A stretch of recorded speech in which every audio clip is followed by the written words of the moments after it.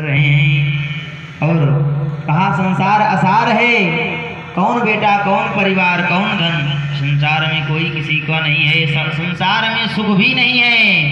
न चेन्द्रस्य सुखम किंचिद न सुखम चक्रवर्तिनः सुखमस्ति विरक्तस्य मुनि एकांत जीविनः। इंद्र को भी सुख नहीं है, उनको भी सुख का अभाव है। चक्रवर्ती राजा को सुख नहीं है। सुख किसको है? सुखमस्ति विरक्तस्य।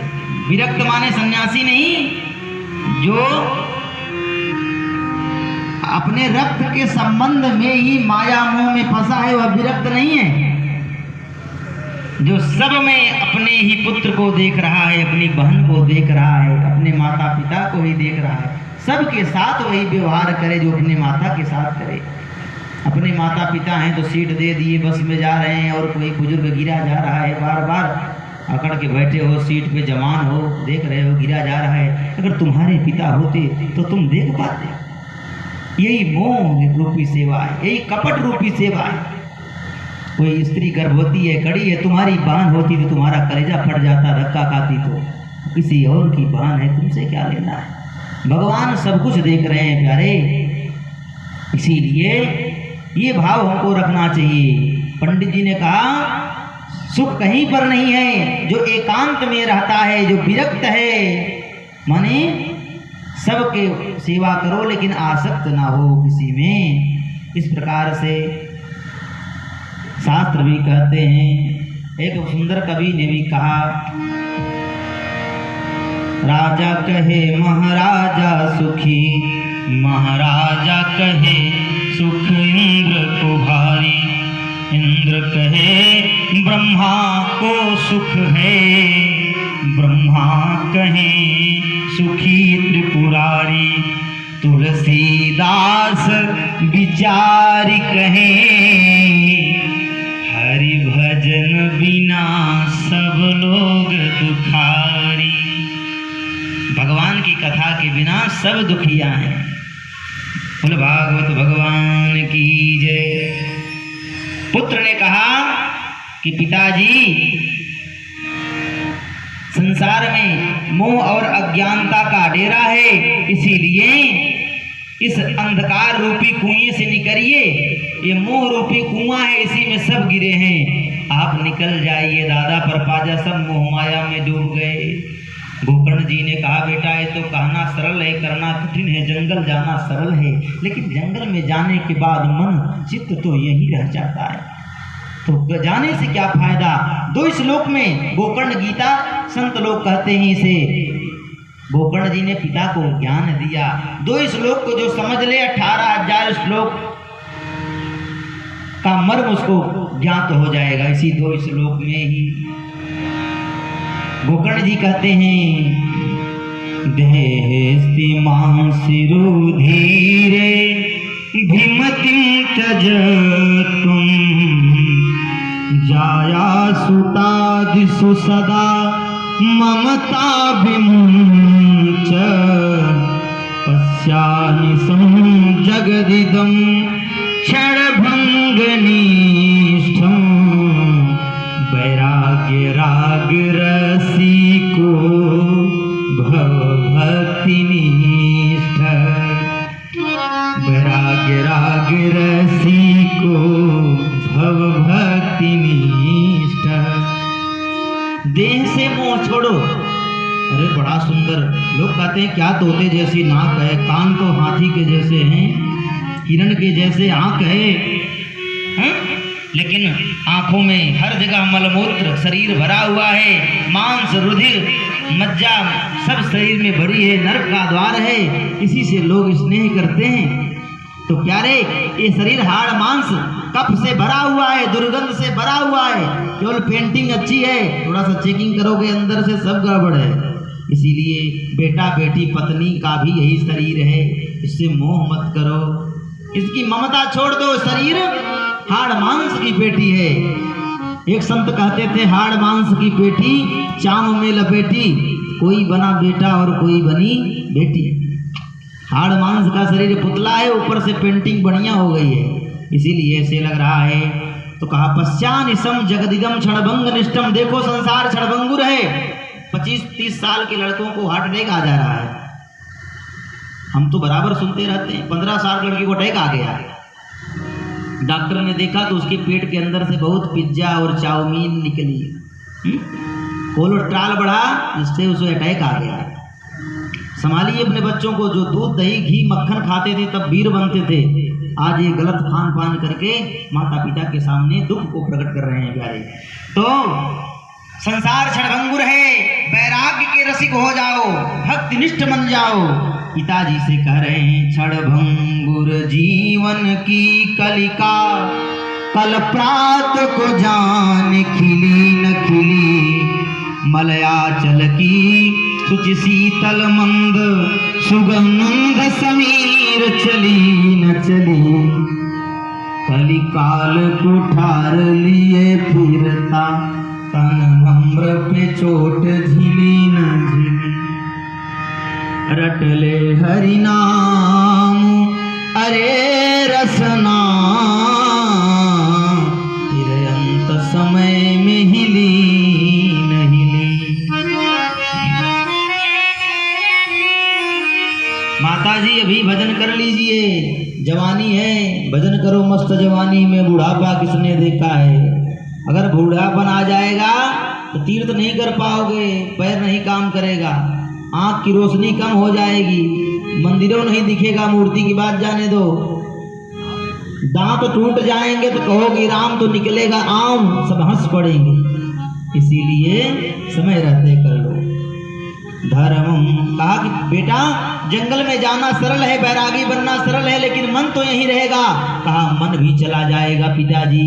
कहा वो कैसे जाएगा बेटा बता दो। धर्मं भजस्व सततं त्यज लोक धैर्य मां, धर्मं भजस्व सततं त्यज लोक धैर्य मां,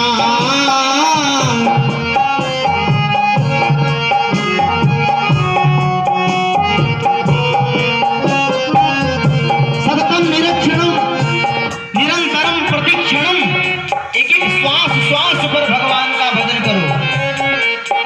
भोजन पानी जैसे लेते रहते हो घंटे घंटे में, ऐसे मिनट मिनट पर भगवान का ध्यान, तब कल्याण होगा, सुबह शाम से नहीं।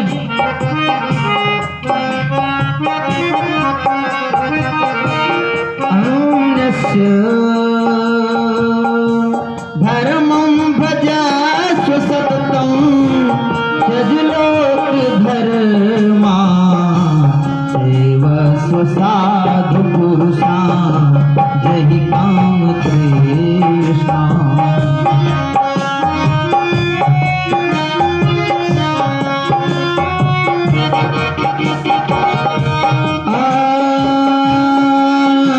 सदोष गुण तने मासु मुक्त्वा,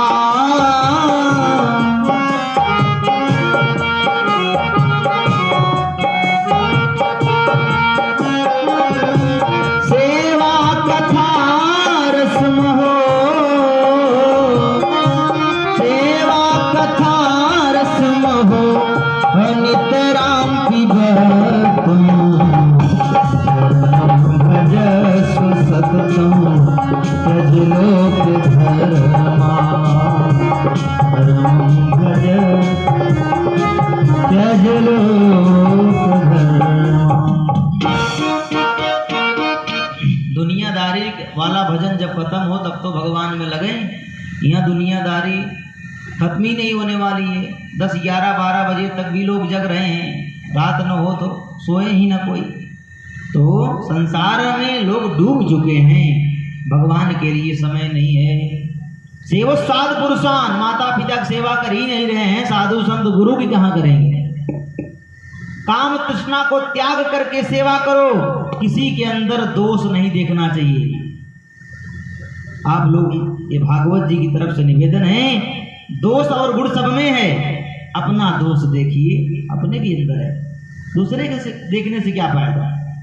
अपना दोष देखोगे तो आप नरक जाने से बच जाओ। दूसरा का दोष देखोगे तो नरक उनसे पहले हम ही को जाना है। बुरा जो देखन में चला बुरा न मिली आप कोई, जो दिल खो जाए अपनों मुझसे बुरा न कोई। सबसे बड़ा बुरा कौन है? जो दूसरे में बुराई देख रहा है। अपने में बुराई देखोगे तो बहुत बुराई दिख जाएगी। कितने भी बुरे व्यक्ति में अच्छाई ढूंढोगे तो मिल जाएगी। बहुत अच्छे व्यक्ति में भी प्रेमानंद जी जैसे संत हैं तो दुष्ट लोग उनमें भी बुराई ढूंढ ले रहे हैं। न्यूज में देखो कुछ न कुछ क्या अनाप शनाप बोलने वाले बोल ही देते हैं। तो इस प्रकार से दोष गुण से संसार बना है। दोष कभी नहीं देखो। गुण दोष त्रसिर दोषा गुणस्तु भय वर्जिता। दोष भी देखना पाप है, गुण भी देखना पाप है, लेकिन देखो तो गुण देखो। अवगुण निज सबके गुण गही, साधु संत हित संकट सही। भगवान इन पर कृपा करते हैं जो अपने अवगुण और सबके गुण को गाते हैं और अपने अवगुण को गाते हैं। दोष और गुण की चर्चा छोड़ करके सेवा कथा समूह नितराम पिबत्वम। भगवान की सेवा नित्य करो, हर क्षण करो, शुद्ध रहो शरीर से। इनाय सुबह कर लिए भगवान उसी में झूरा सूख गए बैठे बैठे। एक एक मिनट पे आधे आधे घंटे पे भगवान को झांकते हो। जब शरीर शुद्ध रहेगा तभी तो झांकोगे, नहीं तो मंदिर में कैसे जाओगे। इसीलिए हाथ पैर शुद्ध रखो, बार बार भगवान को देखो। जैसे कोई अतिथि आता है तो भैया कुछ चाहिए, आपके घर में भगवान से बड़ा अतिथि कौन है? भगवान तो बैठे हैं, गोपाल जी ठाकुर जी बैठे हैं। एक बार भोग लगा के किशमिश का चले गए।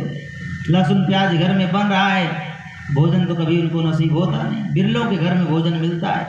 भगवान चीनी खाते खाते शुगर और जजमानों को शुगर। भगवान कहते लो हमको चीनी खिला रहे हो तो तुम भी लो। अरे भैया चीनी खा करके जिएंगे। भगवान को दालें रोटी को भोग लगा तो घी डाल करके, लहसुन प्याज जिसमें ना पड़ा वही भगवान को पवाओ।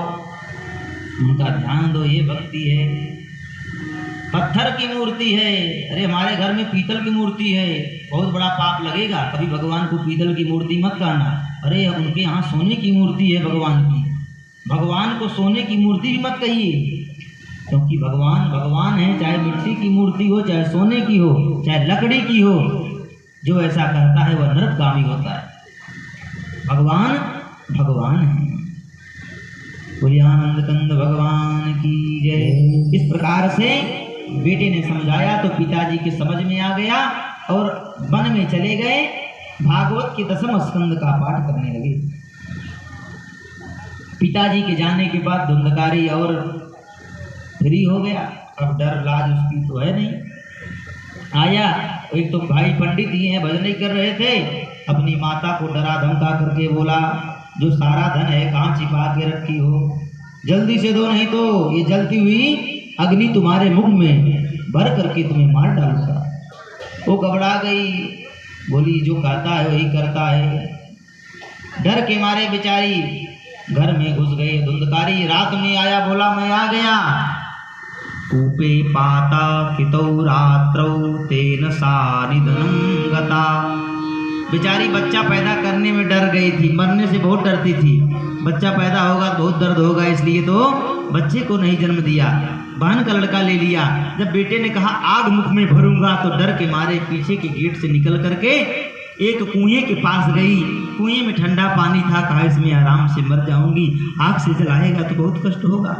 और कुएं में कूद पड़ी और वही में मर गई। गोकर्ण जी ने देखा कि मेरी मां मर गई, पिताजी जंगल में चले गए। अब मेरा नंबर लग जाएगा, ये दुष्ट है। बरु भले बासे नरक के ताता, दुष्ट संग जिनी दे विधाता। वन की तरफ चले गए गोकर्ण जी। अब तो कोई नहीं है। धुंधकारी पांचों बेस्याओं को लाकर घर में रख दिया। एक पत्नी को खिलाना तो बड़ा मुश्किल है। चार पत्नी, पांचों बेस्या घर में रहे।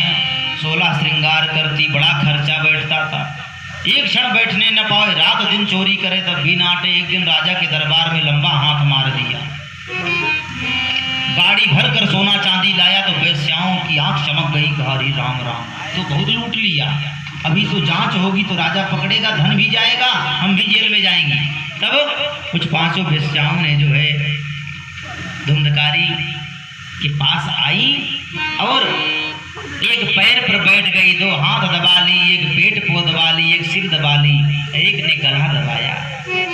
धुंधकारी ने कहा क्यों मजाक कर रही हो? कहा नहीं, आज तुम्हारा अंतिम दिन है।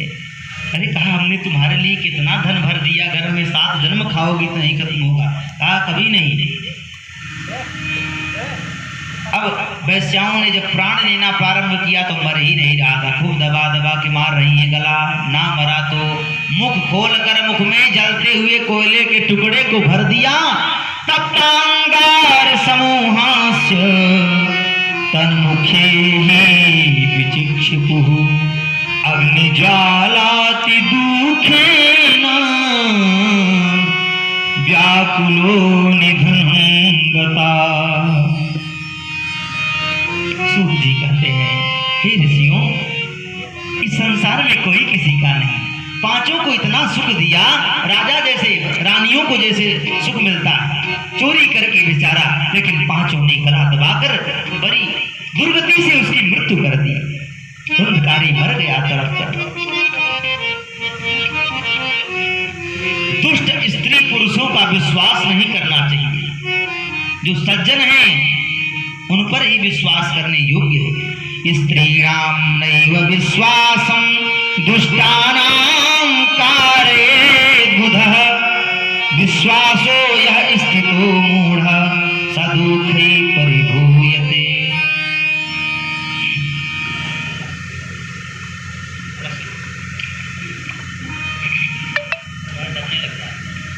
अगर जो विश्वास करता है इन पर, दुष्ट स्त्रियों पर, वह बहुत बड़ा मूढ़ है, क्योंकि सुधामयम बचो यासाम, इनकी वाणी तो अमृत के समान है, लेकिन हृदय में इनके चूरा चलता रहता है।